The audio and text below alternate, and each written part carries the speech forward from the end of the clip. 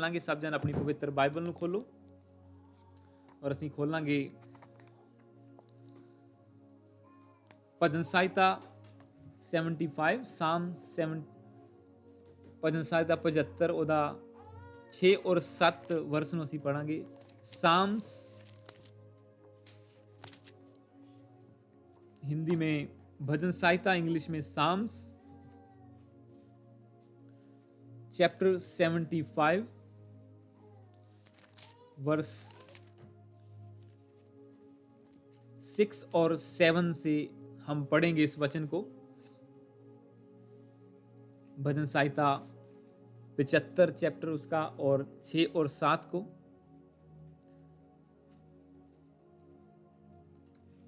इस वचन को पढ़ने से पहले मैं आपको यह बताना चाहूं कि बहुत सारे लोग जिसके ऊपर आज का रिलेटेड है आज का वचन हमारा कि एग्जॉल्टेशन जिन्होंने चढ़ाई कहने पंजाबी दे विच और हिंदी में हम कह सकते हैं हिंदी में भी चढ़ाई के जो बहुतायत है हमारी ज़िंदगी में ऊंचा पद है। बहुत से लोग चाहते हैं कि वो अपनी ज़िंदगी में ऊंचे किए जाएं और ऊंचाई पर जाएं और लोग उनका और देख के प्रभु की महिमा करें। बहुत सारे लोग चाहते हैं कि उनका लेवल ऊंचा हो, अपने क्लास में, अपनी सोसाइटी में, अपनी जॉब पर, अपने परिवार में उनका लेवल ऊंचा हो ताकि जिससे प्रभु की महिमा हो। पर बहुत सारे लोग जो हैं वो अभी भी एक लोअर क्लास की जिंदगी बीते हैं, बेशक प्रभु को जानते हैं, फिर भी उनका लेवल वो नहीं होता कि जिससे प्रभु की महिमा हो सके। और वो अलग अलग कोशिशें करते हैं कि किसी ना किसी तरीके से वो ऊंचे किए जाएं। पर आज के वचन के द्वारा मैं आपको बताना चाहूंगा कि बढ़ती कहां से आती है। इस वचन को हम पढ़ेंगे 75 उसकी 6 और 7 को। इसमें लिखा क्योंकि बढ़ती ना तो पूरब से ना पश्चिम से और ना जंगल की ओर से आती है, परंतु परमेश्वर ही न्यायी है, वह एक को घटाता और दूसरे को बढ़ाता है। इंग्लिश दे विच लिखा है कि but it is God who executes judgment, putting down one and lifting up another। जो परमेश्वर है वही एक को घटाता है दूसरे को बढ़ाता है। बहुत सारे लोग जो हैं वो अपनी फोर्स लगाने की, अपनी युक्तियां लगाने की कोशिश करते हैं कि हमारा लेवल ऊंचा हो। कोई अपने भाई से ऊंचा होना चाहता है, कोई पड़ोसियों से ऊंचा होना चाहता है, कोई अपनी जॉब में अपने कोलीग से ऊंचा होना चाहता है कि नहीं मुझे प्रेफरेंस दी जाए, जब प्रमोशन की बात हो तो मेरी बात होनी चाहिए, मुझे प्रमोशन मिलनी चाहिए, मेरा लेवल ऊंचा होना चाहिए। तो उसके लिए कुछ लोग झूठ का सहारा लेते हैं, कुछ युक्तियां बनाते हैं। मैंने आपको एक बार अपनी टेस्टिमनी दी थी कि जहां पे मैं तीसरी जॉब में, जहां से पहले मैं जॉब करता था, तो वहां पे लोगों ने बहुत कोशिश की मुझे नीचा करने की। मैं 6-7 साल से कंपनी में काम कर रहा था, एक सच्चाई से काम किया और मेरा एक लेवल था मार्केट में भी, कस्टमर्स के साथ भी और बॉस के जो मेरे बॉस थे उनके सामने भी।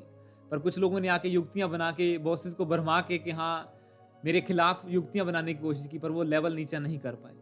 क्योंकि जो ऊंचाई, जो लेवल परमेश्वर आपको देता है उसे कोई भी नीचे नहीं कर सकता, चाहे वो कितनी भी प्लानिंग क्यों ना बना ले। क्योंकि इसीलिए वचन कहता है कि जितने हथियार तेरी हानि के लिए बनेंगे एक भी तेरे ऊपर सफल नहीं होगा। तो ऊंचा होगा क्योंकि यहोवा के दासों का यही भाग होगा। जो प्रभु के दास बन जाते हैं, उसके साथ चलते हैं, उसको अपनी लाइफ सरेंडर कर देते हैं, ये उनका भाग है। बाइबल कहती है इशाया 54 और 17 ਦੇ ਵਿੱਚ जो लिखा हुआ है कि कोई भी हथियार तेरे खिलाफ नहीं चलेगा, तू जीत जाएगा, यहोवा के दासों का यही भाग होगा। तू हर एक विरोध करने वाले से, हर युक्तियां बनाने वाले से तू जीत जाएगा, तू विक्ट्री को रिसीव करेगा, क्योंकि ये तेरा पोर्शन है परमेश्वर की ओर से, ये तेरा भाग है, ये तुझसे कोई छीन नहीं सकता, ये तुझे मिलना ही मिलना है, एज लॉन्ग एज तू परमेश्वर के साथ सिधाई के साथ चल रहा है। तो ये वचन को मैं दोबारा पढ़ूंगी। इसमें लिखा क्योंकि बढ़ती ना तो पूरब से आती है, ना पश्चिम की ओर से आती है, ना जंगल की ओर से आती है, परंतु परमेश्वर ही न्यायी है, वह एक को घटाता और दूसरे को बढ़ाता है।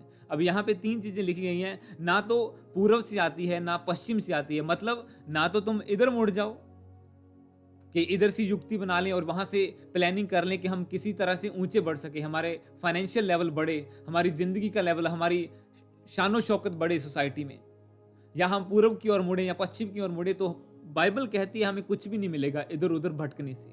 ना जंगल की ओर से आती है, मतलब जंगल यानी कि प्रॉब्लम, झूठ का सहारा लेना, गलत युक्तियां बनाना। जंगल एक मेस्ड अप प्लेस का नाम है जहां पे खतरा होता है। जंगल का मतलब खतरा, खतरा उठा के आपको पता है झूठ एक दिन पकड़ा जाएगा, ये युक्तियां एक दिन जो प्लानिंग हम कर रहे हैं ये बंदे के खिलाफ एक दिन पकड़ी जाएंगी ऊंचा होने के लिए, फिर भी आप रिस्क लेते हैं।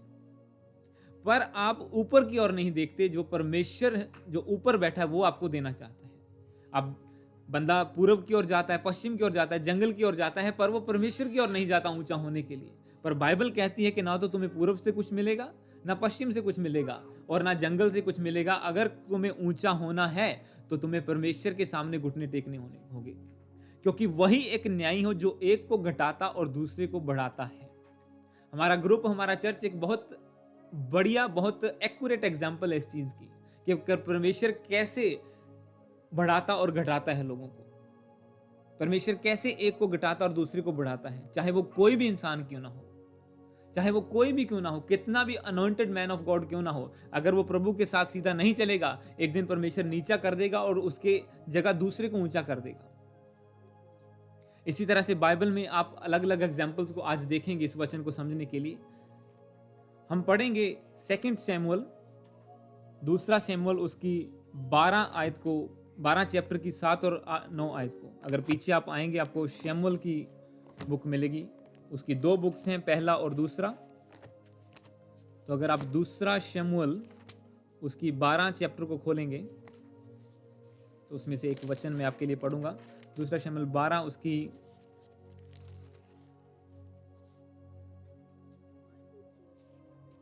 7, 8 और 9 को हम पढ़ेंगे।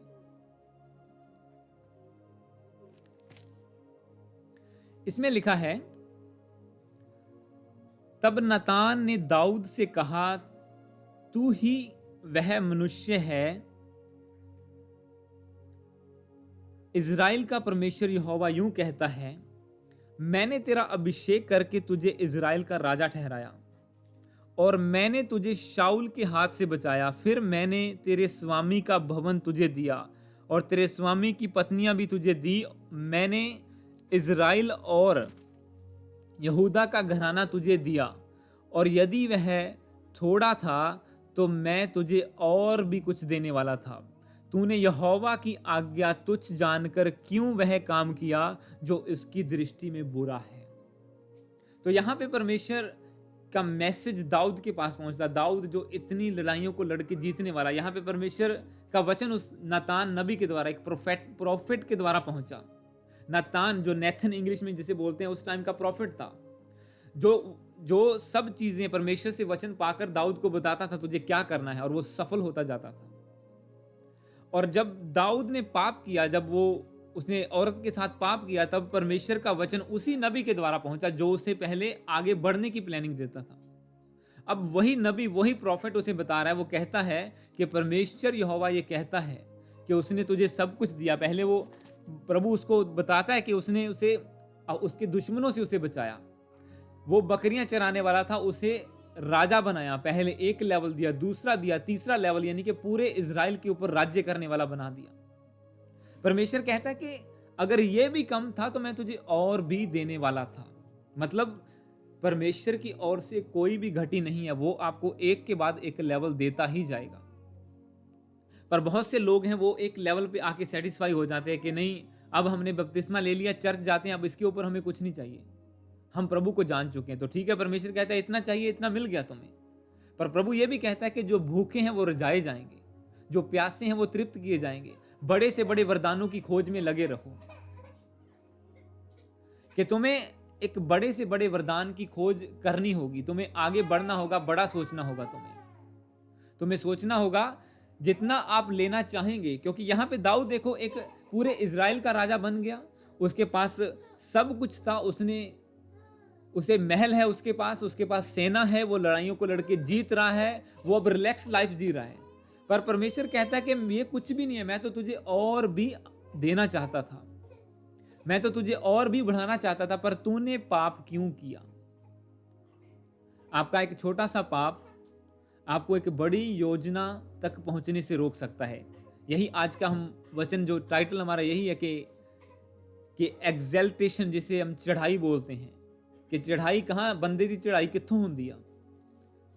लोग सोचते हैं बहुत सारा पैसा कमा लेंगे और हमारी चढ़ाई, हाँ वो एक टाइम के लिए हो सकता है, पर जैसे पैसा खत्म वो दोस्त भी मुकर जाएंगे, वो रिश्तेदार भी मुंह मोड़ जाएंगे और वो सब कुछ हो जाएगा इधर उधर। कोई भी साथ नहीं रहेगा। ऐसा बहुत से लोगों के साथ हुआ है।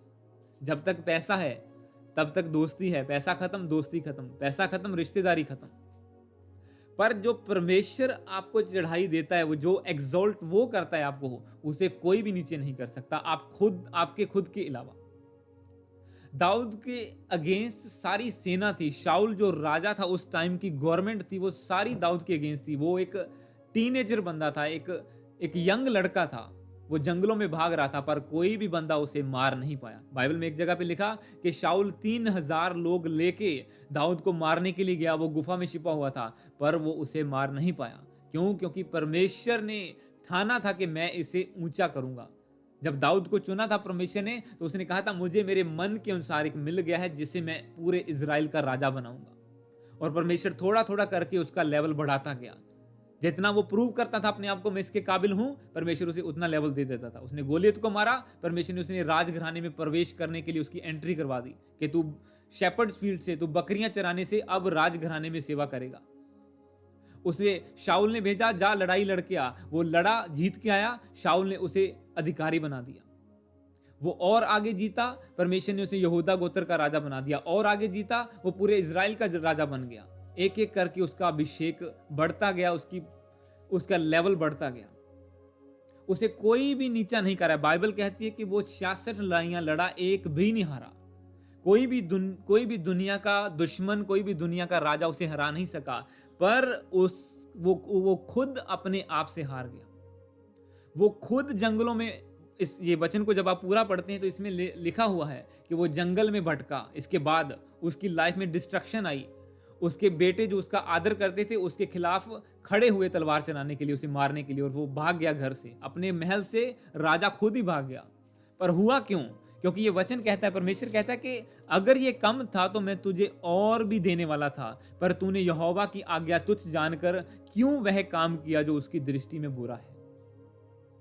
एक बंदा ऊंचे लेवल पर पहुंचकर ये सोच सकता है कि हाँ, मैंने अपने पैसे से सब कुछ बनाया है, हाँ, मेरे पास बड़ी अनॉइंटिंग है, इसलिए लोग मेरे पास इकट्ठा हुए हैं।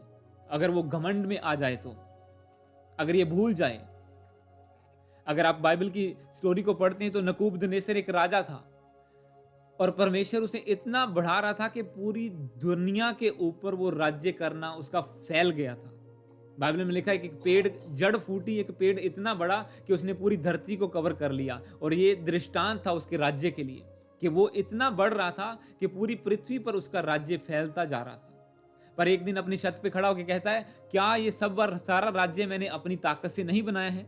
और उसी वक्त आवाज आई परमेश्वर की कि अब तूने अपने मुंह से गलत अंगीकार किया। अब देख तू कैसे एक घास चरने वाला, तेरी बुद्धि खत्म हो जाएगी, तू पागलों की तरह जंगलों में भटकेगा। और उसके साथ वैसा ही हुआ। क्योंकि जब इंसान सोचेगा कि ये मेरी चढ़ाई मेरी ताकत से हुई है, मेरे पैसे से हुई है, इसका परमेश्वर का इसमें कोई रोल नहीं है, उसी वक्त उसकी जिंदगी में डिस्ट्रक्शन आएगी। और बहुत से इवन पास्टर, इवन बहुत से लोग, विश्वासी लोग, ये भूल जाते हैं कि आज जो कुछ भी है वो प्रभु के अनुग्रह से है। उनकी जो भी चढ़ाई है वो प्रभु के अनुग्रह से हुई है। और वो अपने पैसे में खो जाते हैं, अपने ऐशोआराम में खो जाते हैं। पहले जरूरत थी, हर रोज चर्च थे, हर मीटिंग में थे, पर अब जरूरत नहीं है। अब थोड़ा रिलैक्सेशन हो गई तो अब कोई बात नहीं, कभी कभी चर्च चले गए, या कभी क्रिसमस चले गए। नहीं, बिजी बहुत हैं जी। अच्छा, जिस काम को गिड़गिड़ा रहे थे कि परमेश्वर हमें दे, हमें बढ़ा, प्रभु ने बढ़ा दिया, ऊंचा कर दिया, और अब उसी काम में इतने बिजी हैं कि प्रभु को भूल गए, उसके काम को भूल गए। और फिर जब डिस्ट्रक्शन आती है, जब प्रॉब्लम आती है, तो लोग सोचते हैं कि हमारे साथ ऐसा क्यों हुआ। आवाज ब्रदर चेक करना सही है।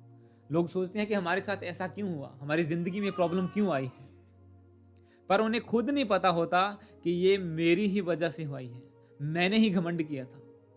अब जैसे मैं आपको दाऊद की एग्जांपल बता रहा हूं, हम एक वचन को आगे और पढ़ेंगे। इससे आगे अगर आप आओ तो पहला राजा, इसी की अगली बुक है पहला राजा, उसका 15 चैप्टर, उसका 9 से लेके 15 तक पढ़ेंगे। राजाओं की किताब पहला राजा उसका चैप्टर 15 वर्स 9 से लेके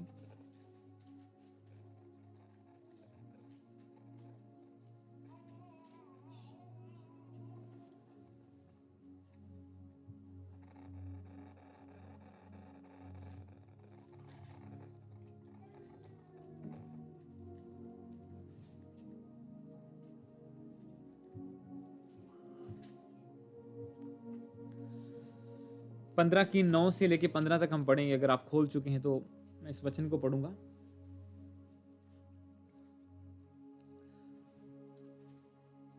इस वचन में लिखा है, पहला राजा उसका 15 की 9 को पढ़ रहा हूं मैं। इज़राइल के राजा यरोबाम के 20वें वर्ष में आसा यहूदा पर राज्य करने लगा और वह यरूशलेम में 41 वर्ष तक राज्य करते रहा। 41 वर्ष तक राज्य करता रहा और उसकी माता अबशालोम की पुत्री माका थी। आसा ने अपने मूल पुरुष दाऊद के समान वही किया जो यहोवा की दृष्टि में ठीक था।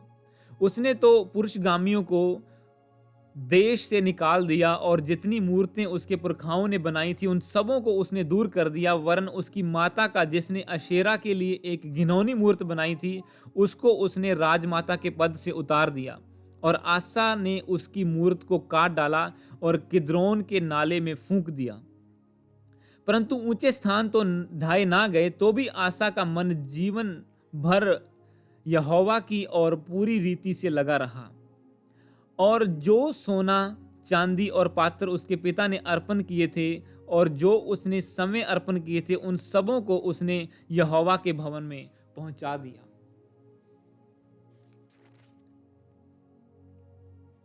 अगर इसी की 25 को आप पढ़ें, इसको भी पढ़ेंगे साथ में। यहूदा के राजा आसा के दूसरे वर्ष में यरोबाम का पुत्र नबाद इज़राइल पर राज्य करने लगा और 2 वर्ष तक राज्य करता रहा।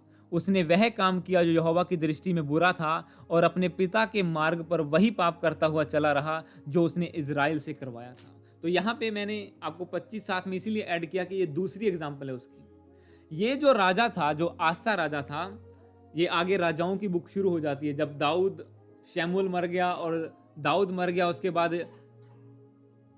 बाद सुलेमान आया और सुलेमान को परमेश्वर ने इतना बढ़ाया, बहुत ज्यादा बढ़ाया। सुलेमान का राज्य बहुत ज्यादा बढ़ गया। बाइबल में लिखा कि उसके राज्य में चांदी लकड़ियों के तुल्य हो गई थी, मतलब इतनी ज्यादा थी। और सोना बहुत था, हर चीज वो सोने की बनाता था। इवन जैसे मैंने आपको लास्ट बार बताया था कि उसने जो तख्ते, जो डोर लगाते हैं दरवाजे, उसके कब्जे भी, एंकर पॉइंट भी उसने सोने के बनवाए थे। मतलब वो बहुत बड़ा, पर एक जगह पे आके उसने भी पाप किया। जब वो बूढ़ा हो गया तो बाइबल में लिखा, जब वो बहुत बूढ़ा हो गया तो उसकी स्त्रियों ने उसका मन दूसरे देवताओं की ओर फेर दिया। और जैसे वो फिरा, परमेश्वर ने उसका लेवल नीचा कर दिया। परमेश्वर ने कहा कि तूने मेरी दृष्टि में पाप किया, अब राज्य में तेरे हाथ से छीन कर दूसरों को दे दूंगा। अब जिस राजा आसा के बारे में हम पढ़ रहे हैं, उस आसा के बारे में मैं आपको बताना चाहता हूं कि ये वो बंदा था जिसे परमेश्वर ने खड़ा किया था राज्य देने के लिए। अब यहां पे लिखा कि ये बंदा 41 वर्ष तक राज्य करता रहा। 41 साल तक इसकी पूरी चढ़ाई रही, ये पूरा राज्य करता रहा। पर जब हम इसके बरोबर में, क्योंकि एक टाइम आया जब सुलेमान ने पाप किया, परमेश्वर ने कहा कि अब मैं राज्य तेरे हाथ से छीन कर दूसरे तेरे एक चेले को, तेरे ही एक कर्मचारी को दे देता हूं। तो एक नबी आया अहिया नाम का, उसने अपनी चद्दर के 10 टुकड़े जो थे वो एक जो सुलेमान का कर्मचारी था उसको दे दिए और एक टुकड़ा उसे दे दिया। इसका मतलब ये था कि जो यहूदा के गोत्र थे उसका सिर्फ एक गोत्र, यानी कि ऐसा कह लो कि एक कंट्री सुलेमान के बेटे के पास रह गई और 10 कंट्रीज, जो 10 देश थे, वो दूसरे किसी बंदे को दे दिए, दुश्मन को दे दिए। परमेश्वर थे वो भी इजराइल का हिस्सा।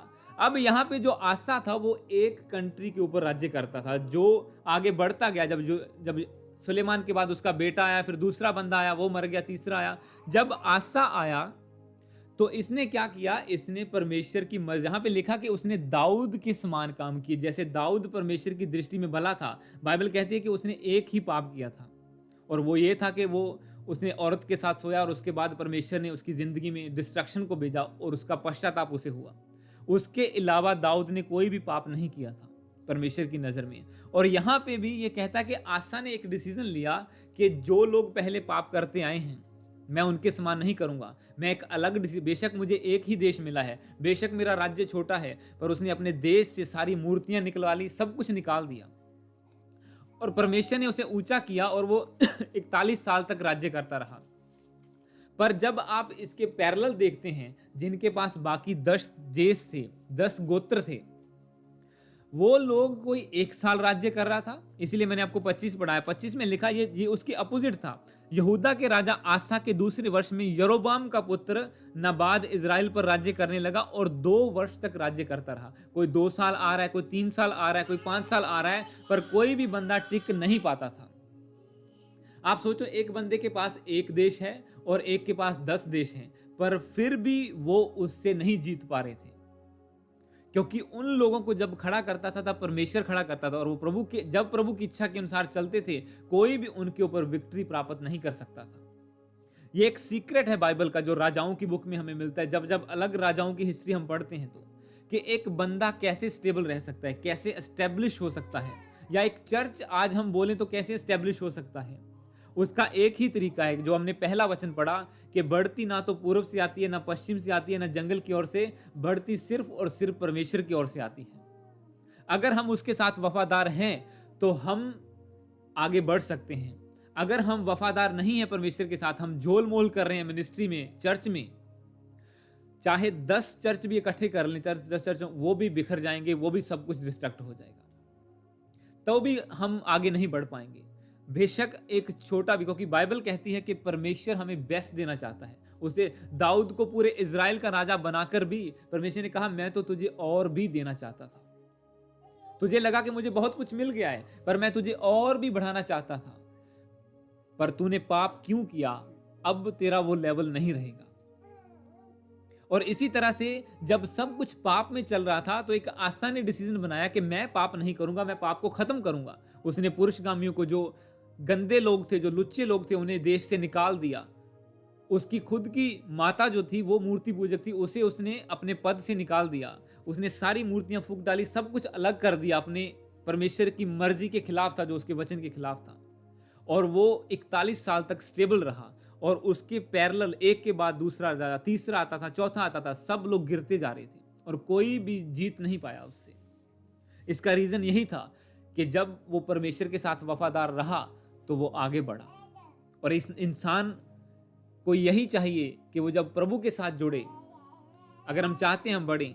हम एक लास्ट वचन को पढ़ेंगे ताकि मैं आज के पॉइंट पे आ सकूं। पहला पत्रस, उसकी 5 चैप्टर को, जो पत्रस की पत्री है, पहला पत्रस, लास्ट में आपको मिलेगी। प्रकाशित वाक्य से पहले यूहन्ना, यूहन्ना से पहले पत्रस, बिल्कुल लास्ट में बाइबल के आपको मिलेगी। पहला पत्रस, उसकी 5 चैप्टर का 6 और 9 को पढ़ेंगे। 6, 7, 8, 9।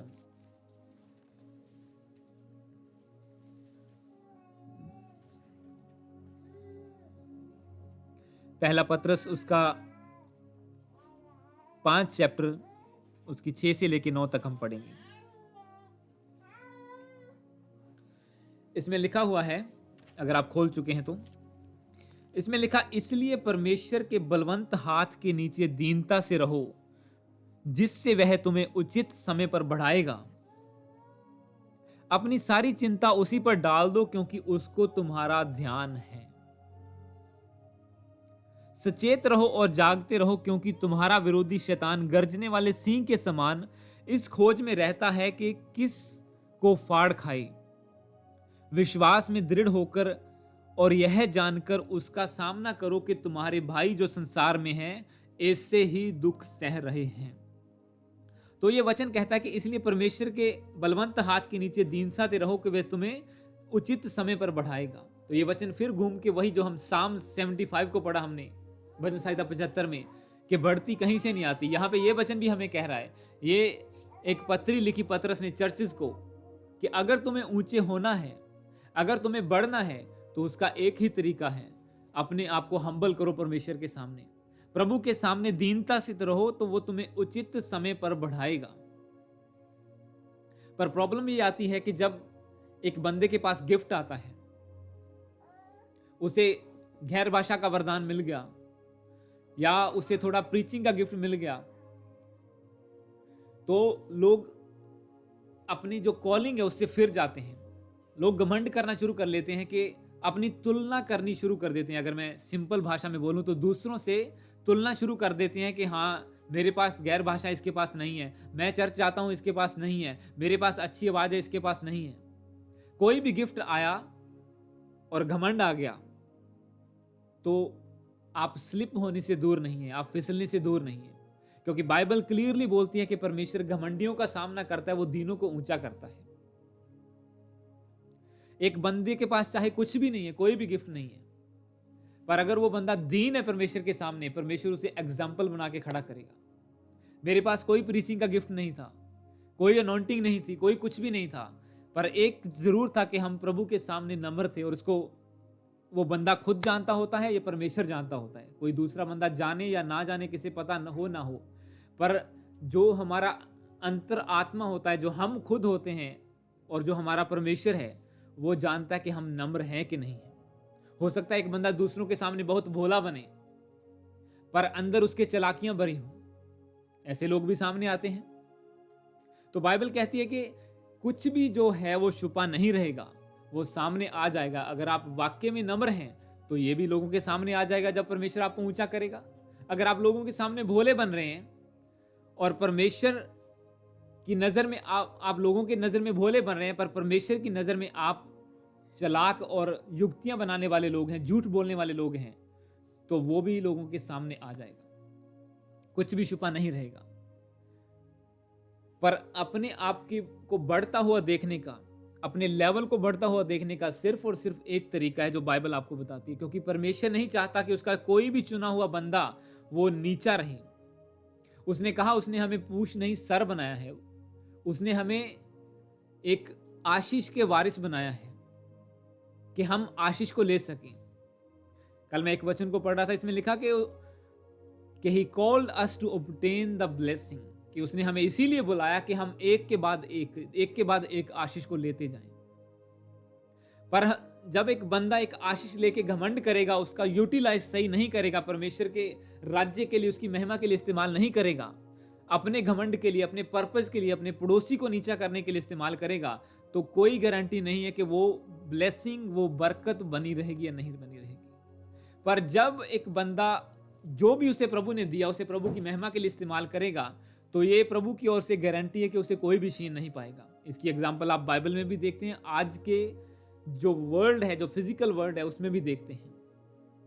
बहुत से बड़े बड़े लोग जो उठते हैं कि हाँ, हम प्रभु का प्रचार करेंगे, पर वो उस लेवल पर नहीं कर पाते, क्योंकि जब थोड़ा मिला उसमें वफादार नहीं रहे, तो कैसे परमेश्वर ज्यादा देगा। फिर वो कहता है जो थोड़े में वफादार है, अगर मैं उसे ज्यादा दूंगा तो ही वो ज्यादा में वफादार होगा। अगर थोड़े में जो दिया आप उसमें वफादार नहीं है, क्योंकि ये वचन यही कहता है कि इसलिए परमेश्वर के बलवंत हाथ के नीचे दीनता से रहो, जिससे वो उचित समय पर तुम्हें बढ़ाए। अपनी सारी चिंता उस पर डाल दो, क्योंकि उसको तुम्हारा फिक्र है, तुम्हारा ध्यान है।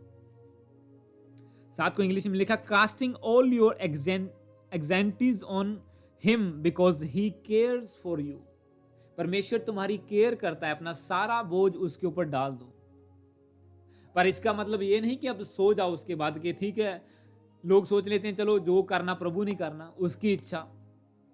पर अगला वचन आपको एक और भी आगे देता है, इसमें लिखा सचेत रहो, बी सोबर माइंडेड। अपने माइंड को सोबर रखो, उसे खुला रखो और जागते रहो, क्योंकि तुम्हारा विरोधी शैतान गर्जने वाले सिंह के समान इस खोज में रहता है कि किसको फाड़ खाए।